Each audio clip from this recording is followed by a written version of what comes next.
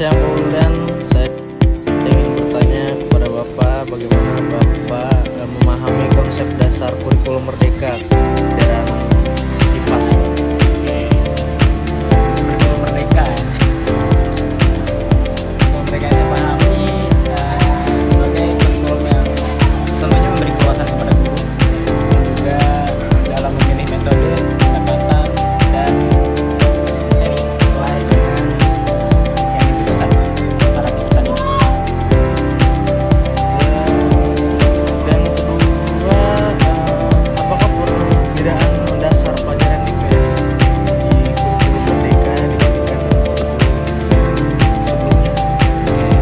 Untuk perbedaannya ada di pendekatan pembelajarannya, pendekatan pembelajaran yang lebih integratif antara ilmu alam dan ilmu sosial.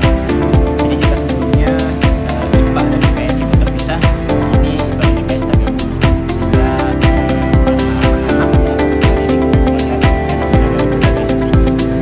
Dan itu penilaian lebih menunjukkan proses, bukan hanya hasil akhir. Bagaimana Bapak memaknai integritas antara ilmu alam dan sosial dalam mata pelajaran IPAS? Oke, mengenai integrasi ya. Integrasi ini memudahkan para peserta didik sih dalam memahami bahwa fenomena dan kehidupan sehari-hari tidak terpisah. Misalnya hidup yang dapat dikaji dari sisi sains dan sisi sosialnya dengan pendekatan kepada peserta didik.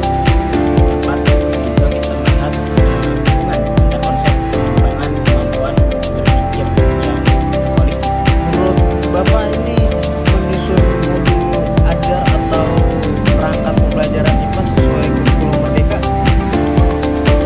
Saya menyusun modul ajar itu mengacunya kepada capaian pembelajaran dan saya juga mengikuti alur kedua pembelajarannya. Setelah itu juga saya menetapkan tujuan dari si pembelajaran. Sumber pelajar apa yang digunakan dalam perencanaan pembelajaran? Oke, sumber belajar yang saya gunakan itu dari lingkungan sekitar sekolah. Saya juga memanfaatkan kegiatan yang nyata seperti pengamatan cuaca, ekosistem sekitar sekolah, dan wawancara dengan warga-warga sekitar. Baik, mengenai tantangan dan solusi, apa saja tantangan yang dihadapi dalam pelaksanaan pembelajaran IPAS di kurikulum merdeka? Tantangannya pasti pertama keterbatasan dari alat-alat eksperimen. Terus yang kedua juga waktu yang terbatas serta kemampuan peserta didik yang beragam pastinya, karena tidak semua peserta didik juga memiliki tingkat kompeten yang sama gitu. Gimana cara Bapak mengatasi keterbatasan sarana, waktu, atau pemahaman peserta didik?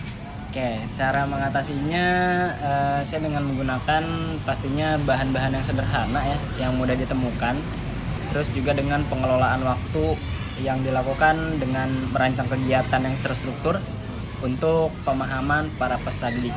Jadi saya melakukan pendampingan yang lebih intens bagi yang membutuhkan atau serta menerapkan pembelajaran di referentasikan.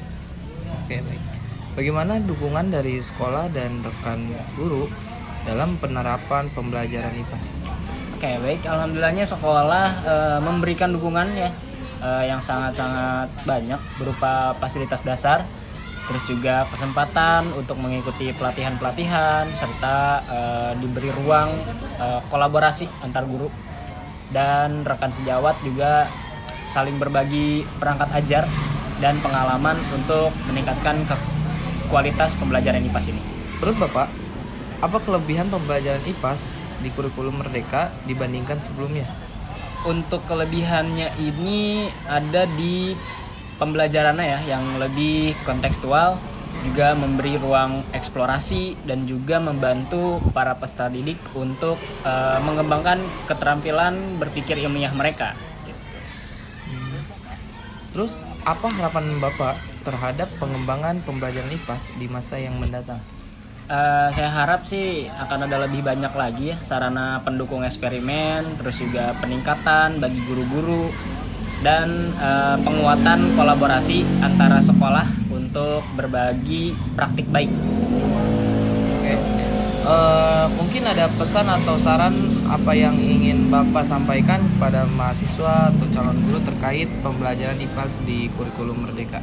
Oke, pesan saya untuk para calon guru ya, hendaknya pasti terus belajar dan juga kembangkan kreativitas dan pastinya terbuka terhadap perubahan. Jadi kita harus siap, siaga, sedia dalam perubahan pembelajaran di kurikulum Merdeka ini. Oke, baik. Mungkin cukup sekian wawancara dari kami berdua. Kurang lebihnya mohon maaf. Wassalamualaikum warahmatullahi wabarakatuh. Waalaikumsalam.